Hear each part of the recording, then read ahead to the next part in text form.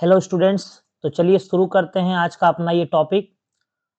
मैंने class 12 semester 4 West Bengal board जो higher secondary का जो सिलेबस है उसका प्रोज 2 गो जो था वो करा दिया मैंने। इसके अलावा मैंने 3 पोएट्री करा दिया है। अब एक जो है जो प्ले यानी कि जो ड्रामा है वो एक रह गया है। तो आइए आज हम लोग उसको शुरू करेंगे। एक बहुत ही मार्मिक मतलब बहुत ही दुःख भरा, दर्द भरा एक एक दुखियारी माँ का जो कहानी है, वो हमको इस ड्रामा में देखने को मिलेगा। तो आइए सबसे पहले मैं बात कर लेता हूँ कि इस ड्रामा के जो ड्रामेटिस्ट हैं, वो ड्रामेटिस्ट कौन है? तो ड्रामेटिस्ट का बात करेंगे तो इन इस जो ये जो ड्रामा है, ड्रामा का सबसे पहला जो नाम है वो है राइडर टू सी। देखिए rider to the sea, rider to the sea. इसके ड्रामेटिस्ट जो हैं वो हैं जॉन मिलिंगटन सीन्स। देखिए आप यहाँ पे John Millington scenes, John Millington scenes. तो आइए सबसे पहले कुछ इस इनके बारे में बात किया जाए। जॉन मिलिंगटन सीन्स एक आयरिश है। आयरिश कहने का मतलब आयरलैंड के निवासी है। आयरलैंड के रहने वाले लोगों को आयरिश कहा जाता है, ठीक है। जिस तरह से हम लोग इंडिया के हैं तो हम लोगों को इंडियन कहा जाता है, चाइना के रहने वाले को चाइनीज कहा जाता है, उसी तरह से आयरलैंड के निवासी को आयरिश कहा जाता है। मैं उम्मीद करता हूँ आप अच्छी तरह से जानते होंगे कि आयरलैंड यूरोप महादेश में है, इंग्लैंड का पड़ोसी देश है और ये एक द्वीप समूह है, बड़ा द्वीप समूह है जो चारों ओर से समुद्री एरिया से घिरा हुआ है। तो आइए सबसे पहले मैं हम लोग देखें कि ये जो राइडर टू सी है, राइडर टू सी जो है, ये ड्रामा कब लिखा गया? तो मैं आपको बता दूं ये जो ड्रामा है सबसे पहले 1902 में, साल 1902 में क्या हुआ, लिखा गया और 1903 में ये पब्लिश्ड हुआ, ठीक है। 1902 में लिखा गया, 1903 में ये पब्लिश्ड हुआ और ड्रामा है ना, तो ड्रामा को स्टेज पे परफॉर्म किया जाता है। तो याद रहे 1904 में, 1904 में इसे परफॉर्म किया गया। कहाँ परफॉर्म किया गया? तो आयरलैंड का जो कैपिटल है डबलिन, आयरलैंड का कैपिटल का नाम है डबलिन, इस शहर में यानी कि आयरलैंड की राजधानी में इसे परफॉर्म किया गया, स्टेज परफॉर्मेंस, ठीक है। तो ध्यान रखेंगे 1902 में इसे लिखा गया, 1903 में इसे पब्लिश किया गया और उसके बाद एक ही साल के बाद 1904 में इसे क्या किया गया था, डबलिन में। तारीख भी शायद मुझे जहाँ तक याद है 25 फरवरी, ठीक है, 25 फरवरी 1904 को इसे डबलिन में क्या किया गया था, मतलब नाटक का मंचन किया गया था, मंच पे परफॉर्म किया गया था। आइए इसका बैकग्राउंड जानेंगे और बैकग्राउंड में हम लोग देखेंगे कि ये जो ड्रामा है इसके अंदर हम लोग क्या देखेंगे। तो एक चीज मैं आपको बता दूं कि ये जो ड्रामा है ये पूरा तरह से एक ब्रीड मदर बोले तो एक दुखियारी माँ की कहानी है। वो माँ जिसके जीवन में कभी दुखों का अंत हुआ ही नहीं, जिसका सारा जीवन कठोर और असहनीय दुख में बीत गया। तो यहाँ पे हम लोग देखेंगे इस ड्रामा की सबसे जो मेन कैरेक्टर है वो है मौर्या। मौर्या एक ओल्ड लेडी है, यानी कि एक ओल्ड लेडी, और इस कहानी में वो जो दुखियारी माँ है वो मौर्या ही है, मौर्या। और कहानी के दूसरे पात्र मौर्या के हस्बैंड यानी कि उसके पति, हस्बैंड, उनका नाम नहीं है लेकिन उसके हस्बैंड, ठीक है, मौर्या के हस्बैंड। इसके अलावा मैं आपको बता दूं मौर्या के 6 बेटे थे, यानी कि मौर्या के कितने बेटे थे? 6 बेटे, ठीक है, 6 बॉयज। 6 बेटों का नाम यहाँ पे दिया गया और इसके साथ-साथ उसके 2 बेटी भी थी, 2 बेटी। आइए कहानी के पात्रों से मैं परिचय कराऊँ। इसके 6 बेटे का नाम, पहले बेटे का नाम था शॉन, दूसरे का नाम था सीमस, स्टेफन, पैच, माइकेल और बार्टली। इसकी 2 बेटी का नाम था कैथलीन और नोरा, ठीक है। लेकिन मैं आपको बता दूँ कि ये जो ड्रामा है जब हम लोग इसको पढ़ेंगे, इसमें हम लोग केवल इसके 2 बेटों के बारे में ही पढ़ेंगे और उसकी 2 बेटी रहेगी प्रमुख पात्र के रूप में। तो प्रमुख पात्र के रूप में ये 2 बेटे, 2 उसकी बेटी और 1 मौर्या रहेगी, ठीक है। इसके अलावा और कुछ लोग भी रहेंगे। तो मैं आपको बता दूं कि ये एक आयरलैंड के नजदीकी क्षेत्र में समुद्र में स्थित छोटे से द्वीप की, ये द्वीप के ऊपर लिखा गया है। ये वो माँ दुखियारी माँ की कहानी है जिसके बेटे समुद्री यात्रा पर जाते हैं और समुद्री यात्रा कहने का मतलब है कि आयरलैंड जो देश है, आयरलैंड देश के बगल में मान के चलिए कि अगर ये आयरलैंड है, इसके बगल में एक द्वीप है, छोटा-सा द्वीप। इस पे ये लोग रहते हैं, मौर्य और उसकी पूरी फैमिली इस आइलैंड पे रहती है। तो ये आइलैंड उतना विकसित नहीं है, तो इससे कुछ भी काम करना होता है तो इसे मेनलैंड यानी कि आयरलैंड की मेन भूमि पर है ना? यहाँ पे बाज़ारों का अभाव है, यहाँ पर रोज़गार का अभाव है, काम करने की इनकम का साधन नहीं है, इसलिए उन्हें बगल के ये जो समुद्री मार्ग से ये समुद्री मार्ग है, यहाँ से इसे आयरलैंड के मुख्य भूमि पर जाना ही पड़ता था। तो जब इसके बच्चे यानी कि मौर्य के जो बच्चे थे, यहाँ से समुद्री यात्रा पर जाते थे, तो वो समुद्र में ही डूब करके क्या हो जाती थी? कि मृत्यु हो जाती थी। इस तरह से लगातार इसके 4 बेटों की मृत्यु हो गई थी और 5वें बेटे की भी मृत्यु हो गई थी जिसको हम लोग इस ड्रामा में देखेंगे। यानी कि 4 बेटों की मृत्यु और उनका जो बारे में है हम लोगों को इस ड्रामा में देखने नहीं मिलेगा। लेकिन ये जो 5वां बेटा है इसकी भी मृत्यु होती है जब ये समुद्र यात्रा पे जाता है, तो यहाँ से हम लोग ड्रामा को देखेंगे यानी कि माइकल से ये ड्रामा आपको देखने मिलेगा। इसके बाद बाटरली जो है ये भी जाता है, इसकी भी मृत्यु हो जाती है। तो सोचिए उस दुखियारी माँ की कहानी जिसके 6 बेटे समुद्री यात्रा में डूब करके उनकी मृत्यु हो जाए, तो उस माँ के जीवन में क्या खुशी रहेगा? उस माँ का जीवन जो है दर्द में डूबा हुआ रहेगा।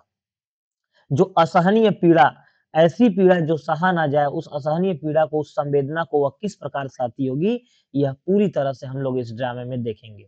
इसके अलावा कैथलीन जो है, इसकी बड़ी बेटी, यानी कि बड़ी बेटी कहने का तात्पर्य है कैथलीन ये जो माइकल बाटरली इन लोगों का मतलब बहन, ठीक है? बड़ी बेटी और नोरा छोटी बेटी है। ये भी कहानी की कहानी नहीं, इस ड्रामे की प्रमुख पात्र है। इस ड्रामे का सबसे मेन थीम जो होगा, वो ये होगा, देखिए यहाँ पर हमने लिखा है, मेन थीम जो होगा वो होगा नेचर वर्सेस ह्यूमैनिटी प्रकृति का संघर्ष होगा मानवता के साथ। जैसे समुद्र प्रकृति का सूचक है और जिस तरह से समुद्र ने इस दुखियारी माँ के 6 बेटों को निगल लिया यानी कि उसकी मृत्यु हो गई, डुबा दिया, तो इससे क्या पता चलता है कि एक प्रकृति का मानवता के साथ संघर्ष का पता चलता है हम लोगों को। तो चलिए अब हम लोग देखते हैं इसके बाद आइए सबसे पहले पढ़ेंगे राइडर टू सी में जॉन मिलिंगटन सीन्स ये जो है ये आप देख सकते हैं ये जॉन मिलिंगटन सीन्स है। मैं आपको बता दूं कि जॉन मिलिंगटन सीन्स आयरलैंड के रहने वाले आयरिश नागरिक हैं। उनके एक मित्र थे, ठीक है? अ, उनका नाम था किट्स, ठीक है? किट्स। तो वो जो है उन्होंने एक बार इन्हें सजेशन दिया कि आप एक काम कीजिए, आयरलैंड के अरन आइलैंड पे जाइए, अरन आइलैंड यानी कि ये जो आइलैंड ये मैंने आपको बताया, ये अरन आइलैंड है, ये वाला आइलैंड, ठीक है? अरन आइलैंड है। तो आइलैंड अरन आइलैंड पे जाइए, वहाँ कुछ दिन बिताइए, वहाँ के सभ्यताओं को, तौर-तरीकों को देखिए, मतलब एक अलग तरह का वहाँ पे जा कर के आप देखिए और वहाँ से आपको कुछ न कुछ लिखने का यानी कि जो इंग्लिश लिटरेचर है, उससे आपको सोर्स मिलेगा।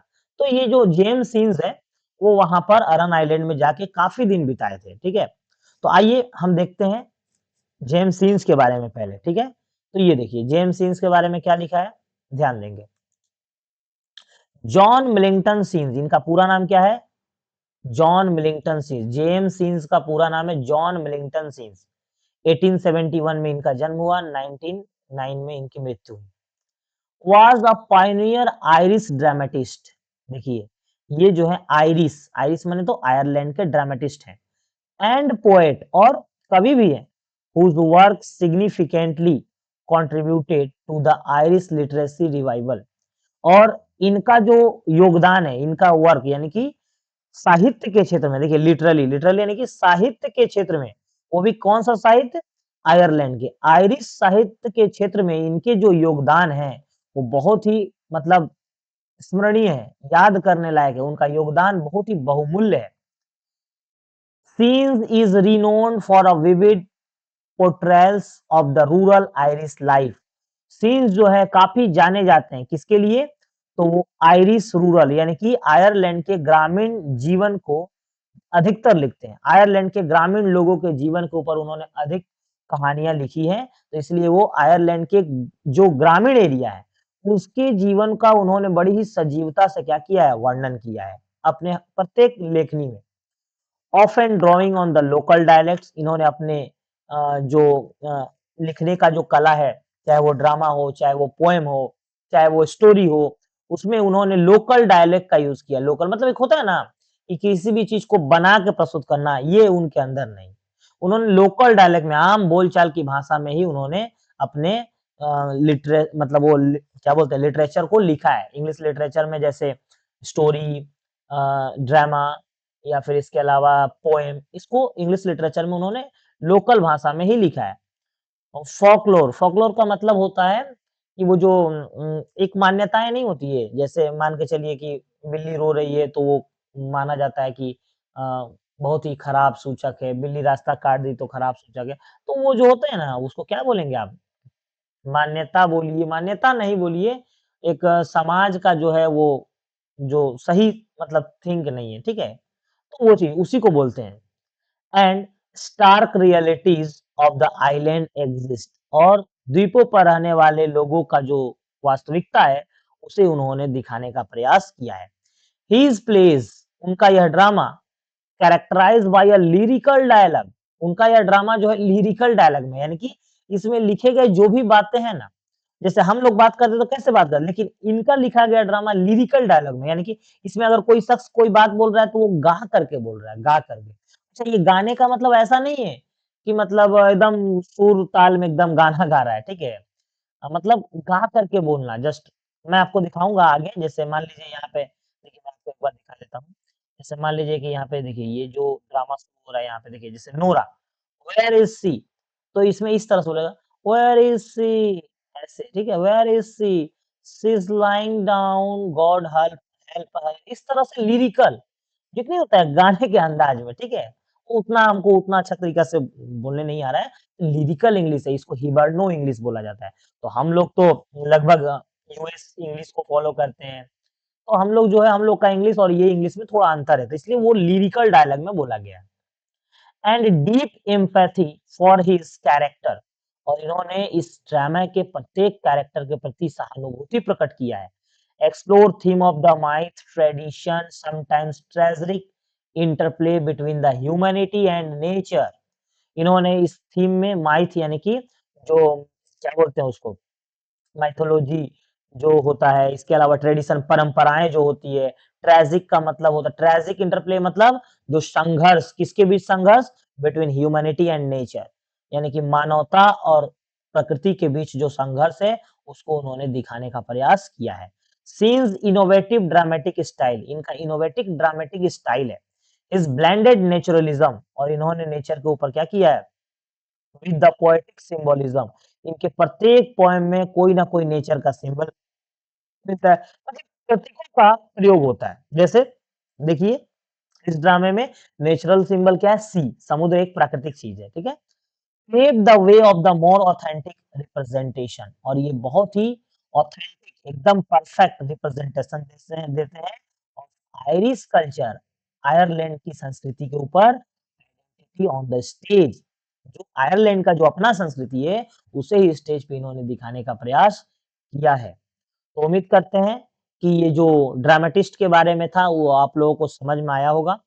चलिए अब आगे देखते हैं इस ड्रामा के बारे में, ठीक है? ध्यान से देखेंगे।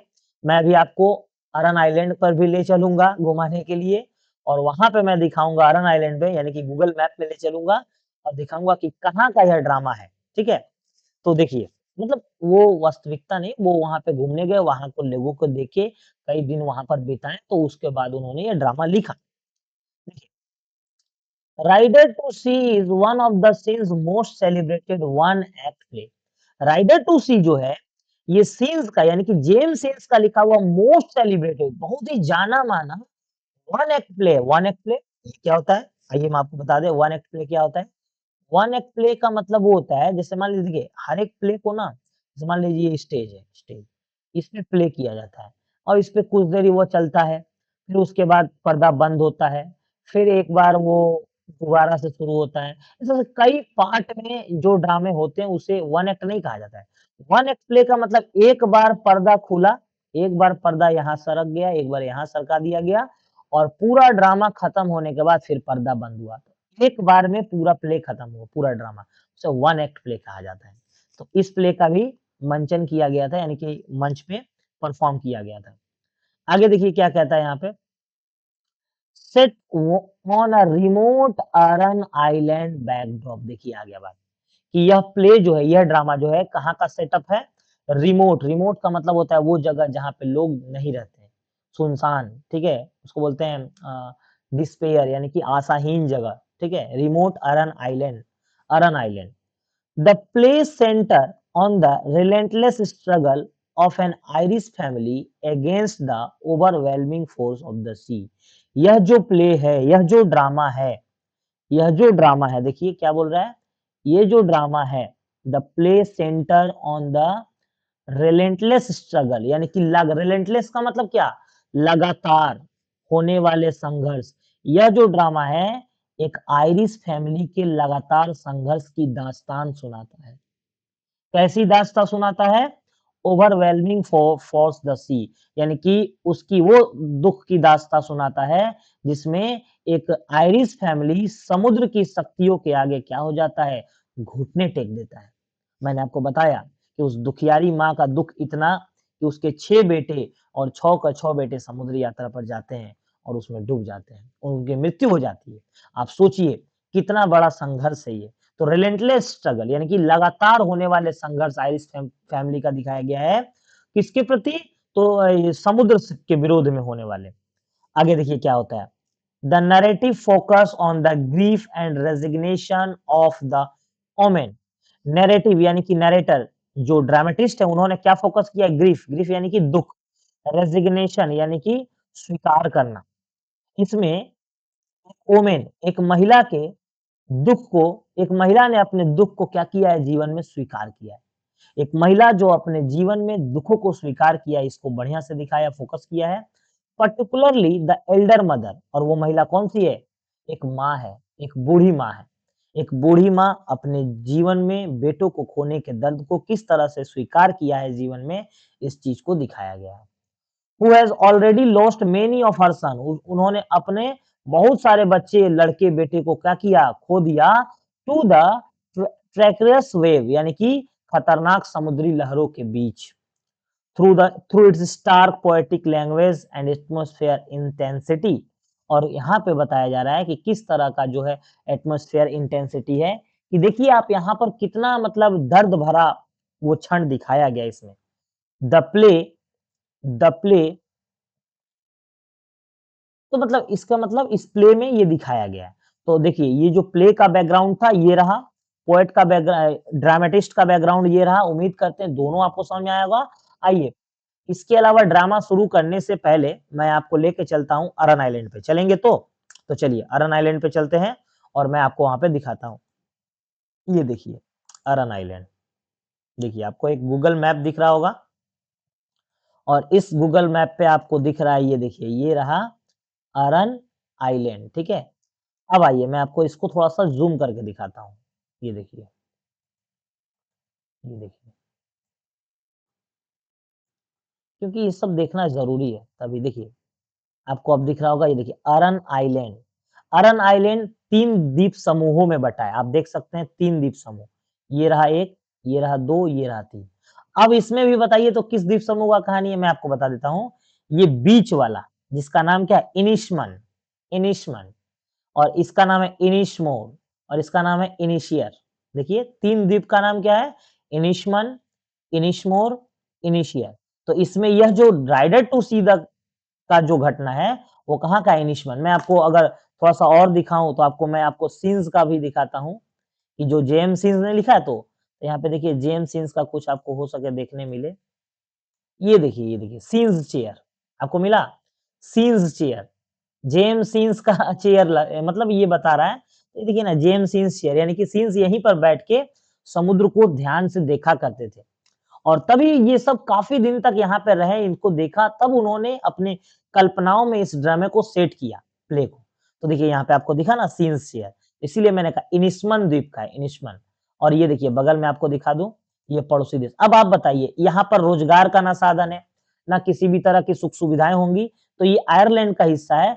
तो यहाँ के लोगों को अगर कुछ भी काम पड़ता होगा तो वो जानते हैं कहाँ जाते होंगे? ये देखिए, ये आयरलैंड देश में जाते होंगे। ये रहा आयरलैंड, ये आयरलैंड देश है। आप देख सकते हैं आयरलैंड देश, देखिए आयरलैंड, यहाँ जाते होंगे। और देखिए यहाँ से कैसे जाते होंगे? तो आप देखिए यहाँ पे, यहाँ से जाते होंगे अटलांटिक, नॉर्थ अटलांटिक ओशियन, ये जो दिख रहा है ना, यहाँ से पार करके। तो अगर आपने ये मैप दिमाग में सेट कर लिया तो आइए अब मैं आपको बताता हूँ कि किस तरह से ये ड्रामा लिखा गया है, क्या कहानी है इसका, ठीक है? तो आइए चलिए शुरू करते हैं। अब फाइनली शुरू करते हैं ड्रामे को। ये देखिए, मौर्य यानी कि कहानी की ड्रामे की पहली कैरेक्टर है मौर्य, एन ओल्ड वोमेन, एक बूढ़ी माँ है, महिला है जो माँ है। वाटरली उसका बेटा, कैथलीन, कैथलीन यानी कि उसकी बेटी, बड़ी बेटी। नोरा अ यंगर डॉटर यानी कि छोटी बेटी। और कुछ मेन एंड वोमेन आपको मिलेंगे। अच्छा माइकल, माइकल इसमें नहीं दिया गया है क्योंकि माइकल जो है समुद्री यात्रा पर गया है और वो मर चुका है, ठीक है? मर चुका है। तो लिविंग कैरेक्टर के नाम दिए गए हैं, जो जीवित है उसके नाम दिए गए हैं यहाँ पे, ठीक है? तो चलिए हम लोग अब इसको शुरू करते हैं यहाँ पे। आइए, इसका जो स्टेज सजा हुआ है, ये तो एक नाटक है ना, तो स्टेज पे हो रहा है।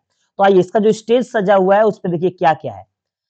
An island off the west of Ireland, यानी कि आयरलैंड के वेस्ट का आइलैंड है जिसका नाम है अरन आइलैंड। दिया नहीं है लेकिन आप समझ गए अब। क्या है वहाँ पे? कॉटेज यानी कि कॉटेज किचन, यानी कि झोपड़ी का किचन है। विथ नेट्स, उसमें कुछ क्या है? जाल रखे हुए हैं क्योंकि जो लोग समुद्री यात्रा पे जाते हैं मछली वगैरह पकड़ने का काम होता है तो नेट्स रखते हैं। ऑयल स्किन, ऑयल स्किन कहने का मतलब है ना कि वो प्लास्टिक का होता है, जैसे बारिश वगैरह होती है ना तो उससे बचा जाता है। जो लोग समुद्री यात्रा पे जाते हैं वो रखते हैं। जस्ट रेनकोट कैसे बारिश से बचाता है उसी तरह का कुछ है, ठीक है? स्पिनिंग व्हील यानी कि कोई एक चक्का है जो घुमाया जाता है, spinning wheel. Some new boards standing by the wall, और स्पिनिंग व्हील के अलावा क्या, सम न्यू बोट्स, कुछ बोट्स है, लकड़ी के वो बोट्स है जो दीवार पे खड़े करके रखे हुए हैं। ये जानते हैं यहाँ पे ये बहुत दुख का निशानी है ये। न्यू बोट्स होना खासकर आयरिश के घर में या किसी भी जो अंग्रेज होते हैं उनके घर में, ये जो है दुःख का निशानी है यानी कि शोक का निशानी है। क्यों?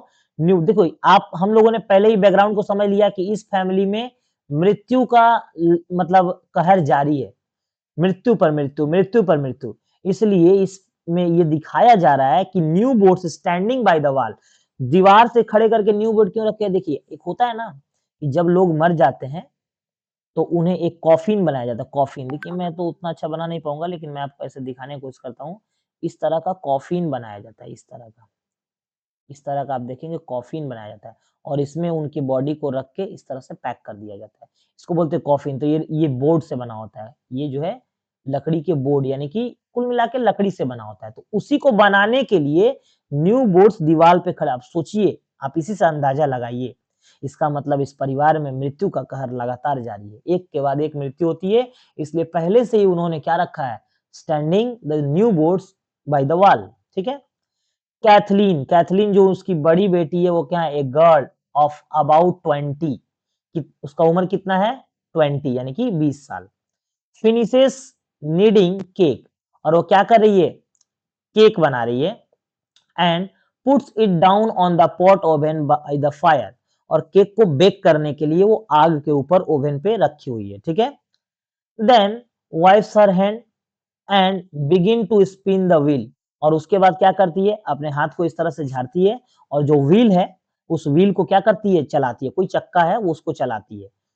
नोरा, नोरा यानी कि उसकी यंगर डॉटर, यंगर गर्ल, देखिए यंगर डॉटर यानी कि उसकी छोटी बहन और मौर्य की छोटी बेटी।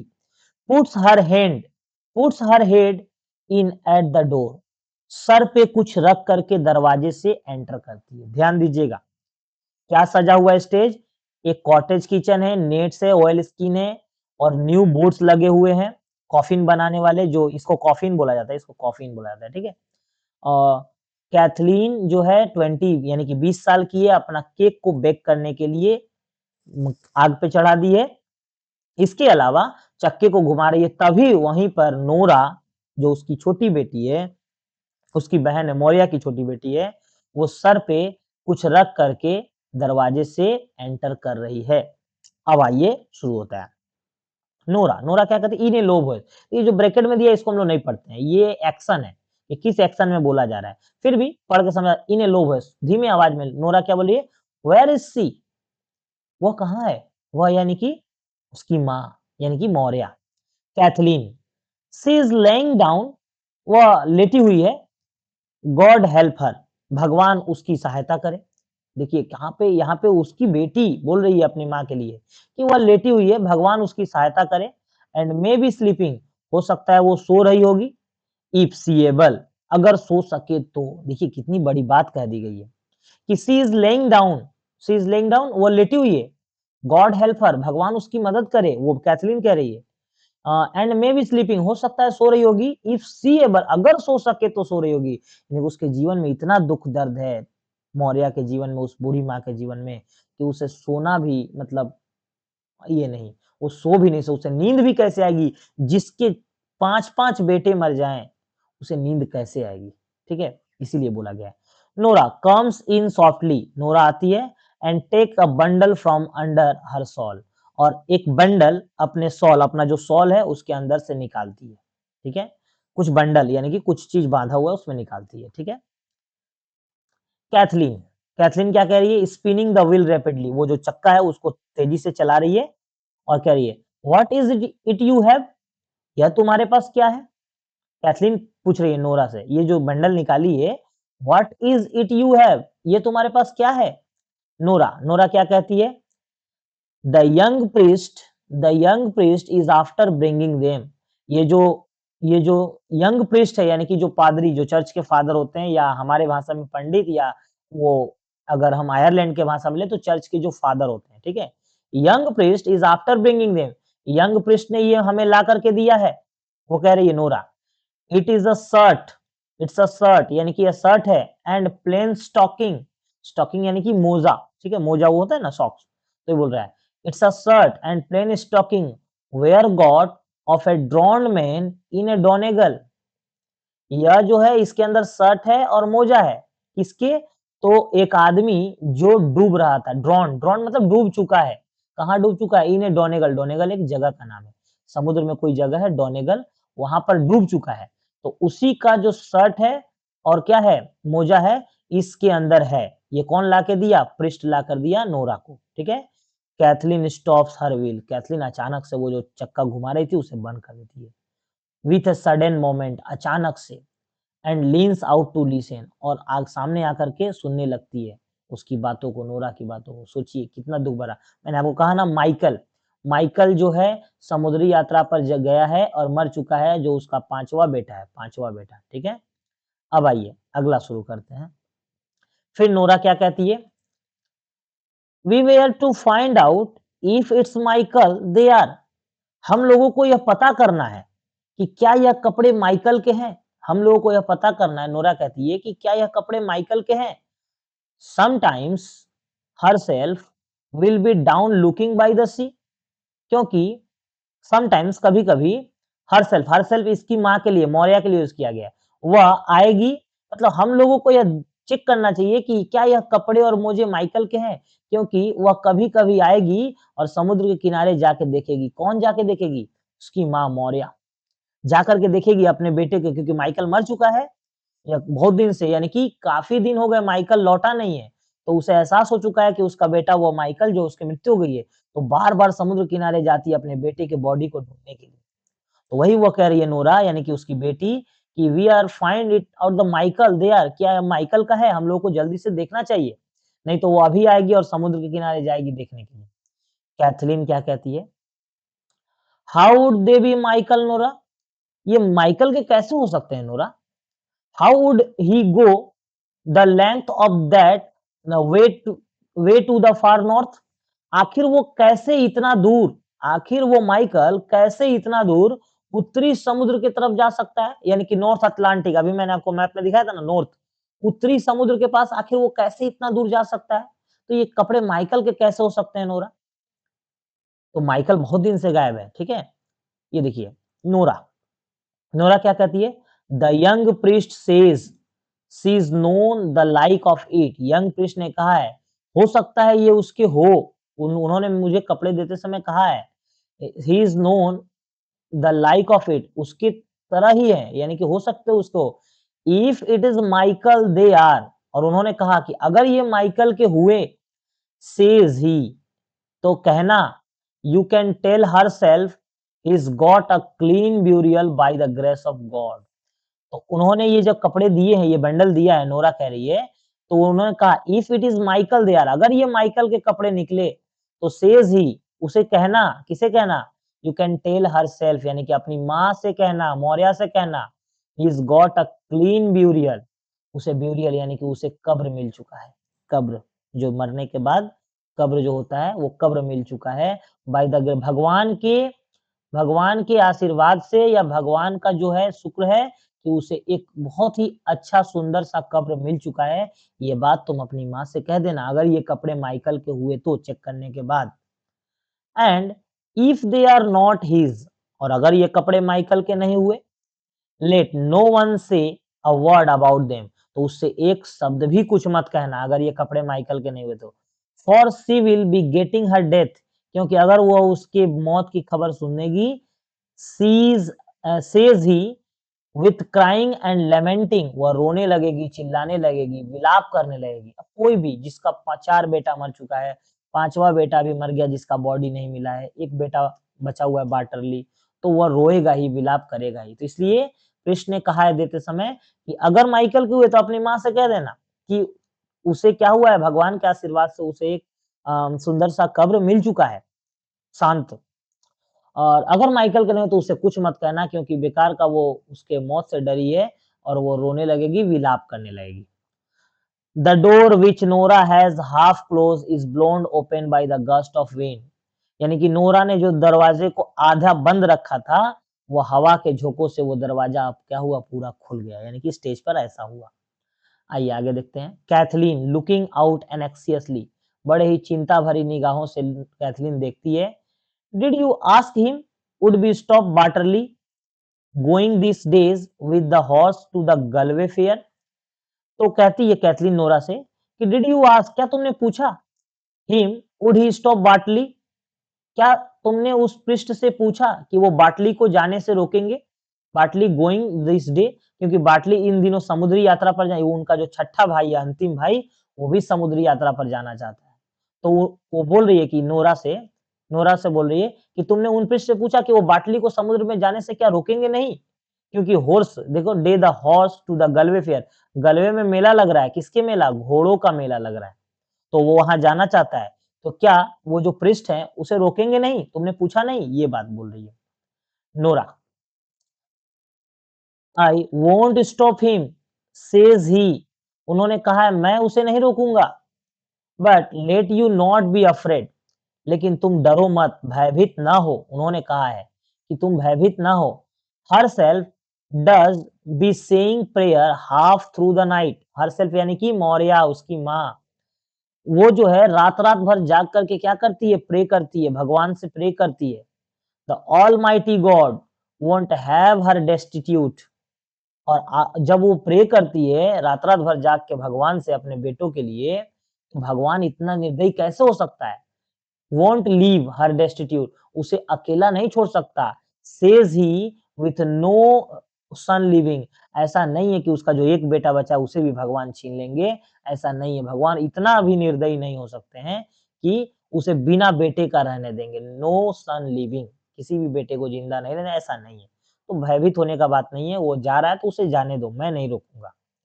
ये किसने कहा, नोरा कैथलीन से कह रही है कि कृष्ण ने ये बात बोला है।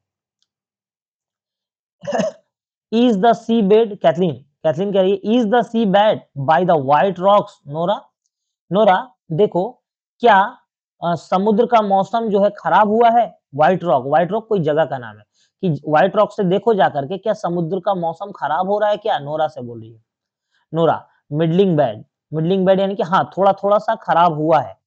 गॉड हेल्प अस, भगवान हमारी सहायता करे, नोरा कह रही है। There is a great roaring in the west, यानी कि पश्चिम दिशाओं में तेजी से हवाएं चल रही है।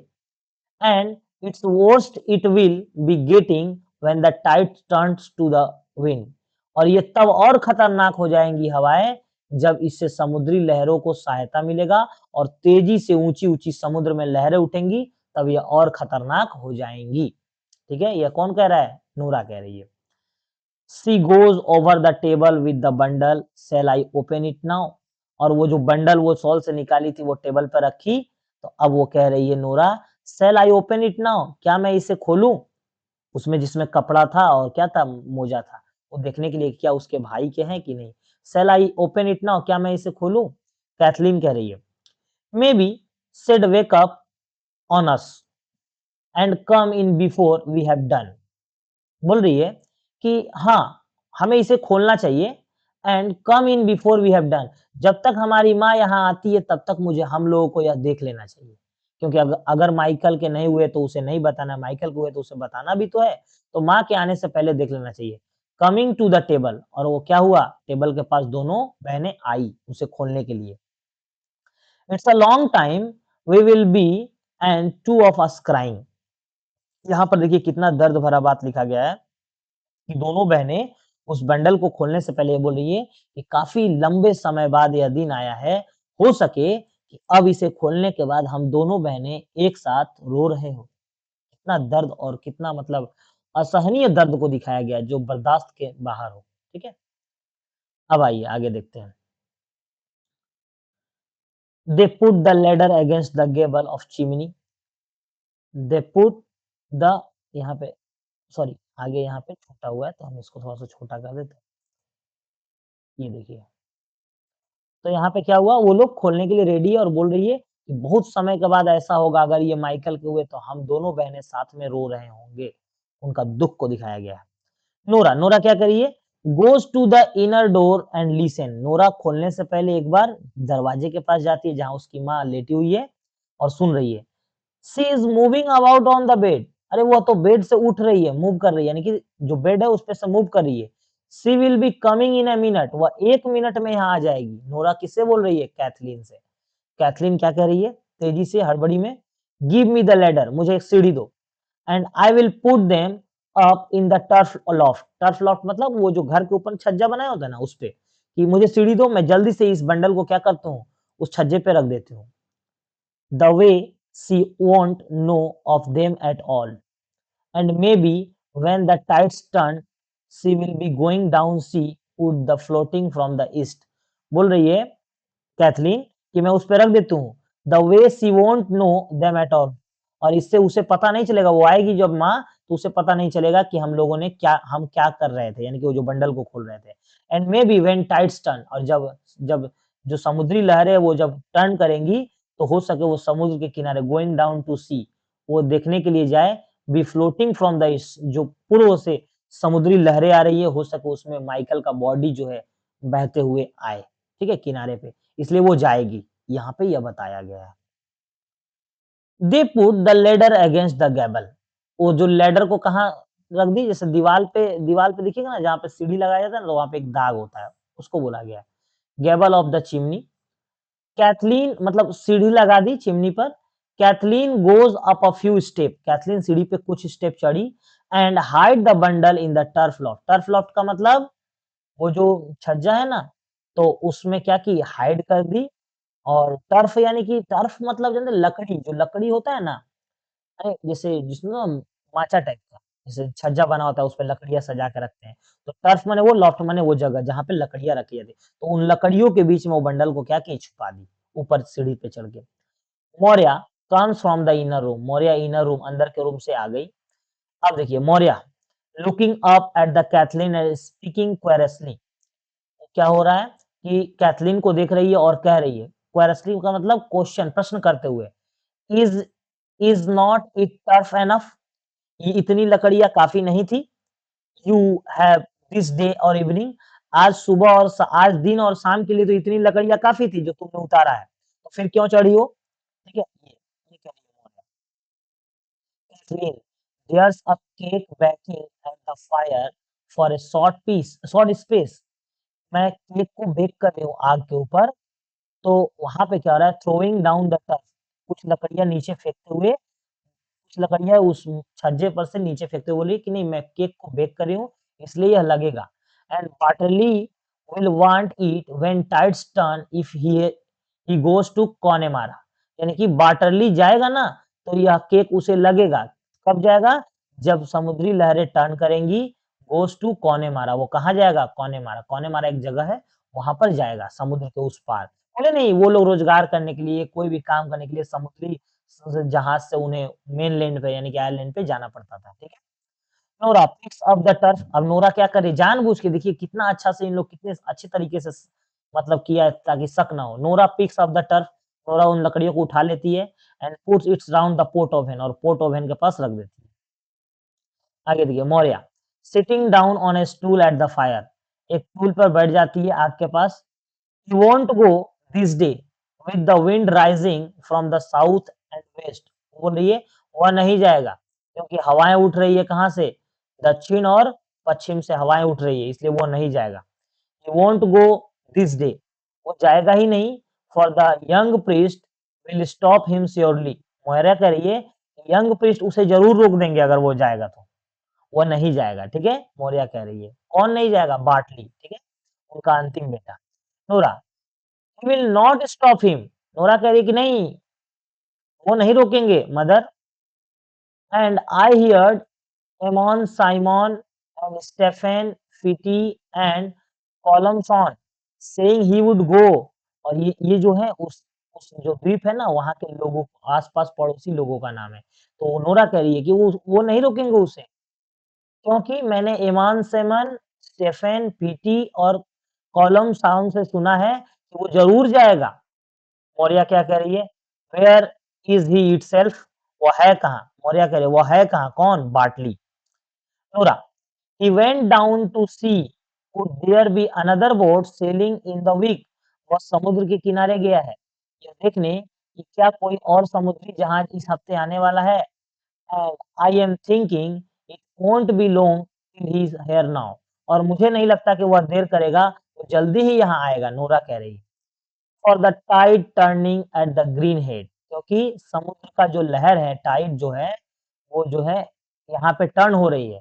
And the cooker tacking from the east, और वो पूर्व से जो पूर्व से यानी कि पूर्व दिशा से जो है कुकर टैकिंग यानी कि वहां से समुद्री जहाजें आएंगी तो वह जाएगा। ठीक है। Kathleen I hear someone passing the big stone. Kathleen बोले अरे मैं सुन रही हूँ कि कोई बिग स्टोन से आ रहा है। Nora looking out he is coming now. Nora इधर-उधर देख के बोल रही है he is coming now and he is in hurry. वो आ रहा है और वो बहुत ही जल्दी में है। कौन आ रहा है? उसका भाई बाटली आ रहा है और वो क्या है? बहुत ही जल्दी में है। ये नोरा कह रही है। अब देखिए आगे इसका अगला, बाटली। बाटली क्या कहता है? बाटली कहता है comes in and looks around the room. बाटली आता है और आकर के रूम के चारों तरफ देखता है, रूम में। स्पीकिंग सैडली एंड क्वाइटली, और बड़े ही निराश शब्दों में कहता है where is the bit of new rope Cathleen. वो जो रस्सी जो था, रस्सियों का जो गुच्छा था वो कहाँ है कैथलीन? वाज बॉट इन कौनेमारा, जो मैं कौनेमारा से जा करके लाया था। जो कौनेमारा से जो मैं रस्सी लाया था वो रस्सी कहाँ है? कैथलीन से पूछ रहा है। कैथलीन कमिंग डाउन, कैथलीन आती है। Give it to him Nora. कहती है नोरा तुम इसे दे दो वो रस्सी। It's on a nail by the white board. वो जो व्हाइट बोर्ड है ना वहां पर एक ब्रेक है, उस ब्रेक से टंगा हुआ है। आई हंग इट, मैंने इसे टांग दिया था। इट अप दिस मॉर्निंग, आज सुबह मैंने इसे ब्रेक से टांग दिया था वो रस्सी को। क्यों? For the pig with the black feet was eating it, क्योंकि वो जो पिग है उन्होंने पिग को पाल करके रखा था, तो उसे क्या किया था, जो पिग था वो ब्लैक फीट का, वो उस रस्सी को चबा रहा था, इसलिए मैं रस्सी को उठा के क्या की थी, व्हाइट बोर्ड के ऊपर ब्रेक पे टांग दी थी। तो वही नोरा को बोले कि ये जो रस्सी है बाटली को दे दो, ये वही मांग रहा है। Nora giving him a rope. Nora रस्सी देते हुए कह रही है इज दैट इट बाटली, क्या यही रस्सी चाहिए बाटली? ये बोल रही है नोरा। और या you had do right to leave that rope. अब देखिए यहाँ पे you had do right to leave that rock, तुम ये रस्सी यहीं पे छोड़ो। मौर्या यानी कि अपने बेटे से कह रही है कि तुम यह रस्सी यहाँ पे रहने दो। बाटली हैंगिंग बाय द बोर्ड। बाटली हैंगिंग बाय द बोर्ड, बाटली टेक द रोप। लेकिन बाटली सुन नहीं रहा है, वो क्या किया, वो ले लिया और बोर्ड बोर्ड जो है ना वो जो बोर्ड से वहां से रस्सी को उठा लिया। मतलब वो तो नोरा ही दे दी थी, ठीक है। It will be wanting in this place. I am telling you, if Michael was washed up tomorrow morning, देखिए यहाँ पे क्या I it will be wanting in this place I am telling you Maurya कह रही है कि मैं तुम्हें यहीं पे रहने देखना चाहती हूँ कि तुम कहीं मत जाओ तुम यहीं पर रहो आई एम टेलिंग मैं तुमसे कहती हूँ कि तुम कहीं पे मत रहो तुम यहीं पर रहो वांटिंग इन दिस प्लेस इसी जगह पर रहो कहीं मत जाओ समुद्री यात्रा पर if Michael was washed up tomorrow हो सके कि माइकल का जो बॉडी है पानी में समुद्र के लहर के द्वारा कल हो सके यहाँ पर आए माइकल जो उनका पांचवा बेटा जो मर चुका है जिसकी बॉडी का भी पता नहीं चला हो सके माइकल का जो बॉडी है वो टुमारो यानी कि कल मॉर्निंग में हो सके यहाँ पर आए और द नेक्स्ट मॉर्निंग कल नहीं आए तो हो सके अगला सुबह आए और एनी मॉर्निंग कोई ना कोई सुबह आएगा इन द वीक इस सप्ताह का कोई ना कोई सुबह आएगा एक माँ का अपने मरे हुए बेटे को देखने का जो लालसा है इसको दिखाया गया है बड़ी मर्माहत और मार्मिक कहानी है ड्रामा है ये play for it's a deep grave will make him by the grace of God और इस रस्सी को रखो अगर यह रस्सी रहेगा ना जो तुम ले जा रहे हो तो इस रस्सी से हम लोग क्या करेंगे डीप ग्रेव उसका जब बॉडी आएगा तो बहुत ही गहरा गड्ढा करेंगे तो जब गड्ढा किया जाता है ना लोगों को उसमें दफनाने के लिए, तो आयरिश लोगों में एक मान्यता है कि जितना डीप गड्ढा होगा ना उतना मतलब अच्छा माना जाता है। मतलब एक शुभ माना जाता है कि डीप गड्ढा होगा तो उसकी आत्मा को शांति मिलेगा, चाहे जो भी एक धारणा है, ठीक है? परसेप्शन जो है। वही deep grave I will make him by the grace of God भगवान के आशीर्वाद से उसे हम लोग डीप ग्रेव में क्या करेंगे? स्थान देंगे, कब्र देंगे, ठीक है? ये बोला जा रहा है यहाँ पे। मतलब यहाँ पे कुल मिला के एक बहाना बना के वो बाटली को रोकना चाहती है मौर्य। बाटली क्या करता है? Beginning to with the rope और वो अपना रस्सी का काम शुरू करता है, सुनता नहीं है और क्या कहता है? आई हैव नो हाल्टर मेरे पास हाल्टर हाल्टर का मतलब होता है घोड़ा का लगाम, मेरे पास कोई लगाम नहीं है। The way I can write down on the mayor और मेरे पास कोई रास्ता नहीं है। मेयर मेयर यानी कि घोड़ा का जो फीमेल वर्जन यानी कि मेयर बोलते हैं, ठीक है? घोड़ी। तो उसको मेयर बोलते हैं। तो मेरे पास लगाम नहीं है कि मैं उस घोड़ी पे क्या करूँ राइड करूँ। And I must go now quickly और मैं अभी जल्द से जल्द यहाँ से जाऊँगा। This is the one boat going for 2 weeks 2 हफ्ते में यह लास्ट पहला बोट है और बियॉन्ड यही लास्ट है। इट्स और यही लास्ट जा रहा है 2 हफ्ते में पहला बार मतलब यह बोट आया है और जा रहा है and the fair will be good fair for horse और सबसे बड़ा बात है कि वहाँ मेला लगने वाला है। कहाँ? मेनलैंड पे। ये जो है अरन आइलैंड से मेनलैंड पे जाता है। वहाँ मेला लगने वाला है। फेयर, फेयर यानी कि मेला। Will be good fair for horse और यह मेला जो है देखिए यहाँ पे 2 फेयर है। एक फेयर है मेले के लिए और एक फेयर जानते हैं किसके लिए? उचित दाम के लिए। बोलते हैं ना फेयर प्राइस उचित। तो बोल रहा है कि यह जो मेला लग रहा है इस बार जो मेला लग रहा है, इसमें घोड़ों का उचित कीमत, बहुत अच्छा दाम मिलेगा। आई हियर्ड देम सेइंग बिलो मैंने सुना है नीचे जो लोग हैं जो ट्रिप पर वो बोल रहे हैं कि इस बार का जो मेला उसमें घोड़ों का अच्छा दाम मिलेगा। तो उसका पास जो घोड़ी है वो उसे बेचने जाना चाहता है बेचने के लिए। तो इसलिए वो हड़बड़ाया हुआ है। मौर्य क्या कहती है? It's a hard thing they will be saying below if the body is washed up and there's no man in it to make the coffin बोले it is hard thing they will be saying below ठीक है ये लेकिन ये बहुत कठोर चीज है तुम सोच के देखो मौर्य अपने बेटे से कह रही है if the body is washed up अगर मान लो माइकल का बॉडी यहाँ आ गया और तुम यहाँ से चले गए कौने मारा घोड़ा बेचने के लिए नो मैन और घर पे कोई मैन ना रहे घर पे कोई व्यक्ति मतलब पुरुष ना रहे it make two coffin coffin मतलब ये जो बॉक्स नहीं बोले ये जो इस तरह का बॉक्स दफनाने के लिए इस तरह का बॉक्स होता है तो ये कॉफिन बनाने के लिए अगर कोई व्यक्ति ना रहे घर में and I after giving a big price for the finest white board you don't find in कौन है मारा तो फिर क्या फायदा जो मैं बहुत ज्यादा दाम बिग प्राइस दे करके फाइनेस्ट व्हाइट बोर्ड लेकर के आई कौने मारा से जो मैं व्हाइट बोर्ड लेकर के आया हूँ इसको बनाने के लिए, क्या फ़ायदा जब घर में कोई मर्द ही ना रहे इसको बनाने के लिए, तुम चले जा रहे हो। कहने का मतलब दूसरा एक बहाना लेकर के फिर अपने बेटे को रोकने का प्रयास कर रही है। इकलौता बेटा बच गया है। She look round at the board और वो क्या कर रहा है, बोर्ड के सी मतलब वह बोर्ड की तरफ देख करके बोली कि ये बोर्ड जो लाए हूँ महँगा प्राइस देके कोने मार्ग से क्यों लाई हूँ? इसे कौन बनाएगा कॉफ़ी? और उसे हम लोग बहुत ही गहरा कब्र देंगे, तुम्हारे भाई को। बाटली, बाटली क्या कहता है? How would it be washed up? वह कैसे आएगा यहाँ पर? यानी कि उसका बॉडी कैसे आएगा बह करके? And we after looking each day for 9 days. देखिए यहाँ पे बहुत इंपॉर्टेंट बात है 9 डेज़ यानी कि माइकल का बॉडी कितना दिन से नहीं मिल रहा है? 9 दिन से। वी आफ्टर लुकिंग हम लोग तो इंतज़ार कर रहे हैं 9 दिन से लगातार।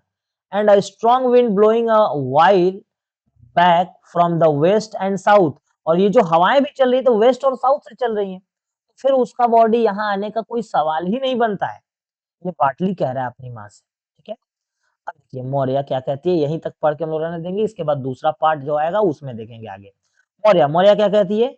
If it is it was not found itself मान लो कि अगर वो मिला नहीं that wind is raging the sea हवा जो है हवा जो है समुद्र में तेजी से चलेंगी and there was a star up against the moon देखो क्या बोले इट वाज फाउंड इटसेल्फ देखो that wind is raging the sea हवा समुद्र किनारे तेजी से चलेंगी क्यों क्योंकि there was a star up against the moon क्योंकि देखो चांद के नजदीक में क्या आ चुका है ये जो चांद है ना चांद के नजदीक में कहीं स्टार आ चुका है स्टार अब लगे ये क्या है देखिए अलग अलग जगह की अलग अलग मान्यताएं हैं ठीक है जैसे कभी कभी हम लोग बोलते हैं ना कि ये ऐसा दिख गया तो ये विनाश का संकेत है सूर्य का झंडा उल्टा घूम गया तो विनाश का संकेत है ये सब तो मान्यताएं हैं उसी तरह से आयरलैंड की मान्यताएं हैं कि अगर रात में अगर मून के कोई नजदीक में अगर तारा आता है, तो समझ जाओ कि समुद्र में तूफान आने वाला है।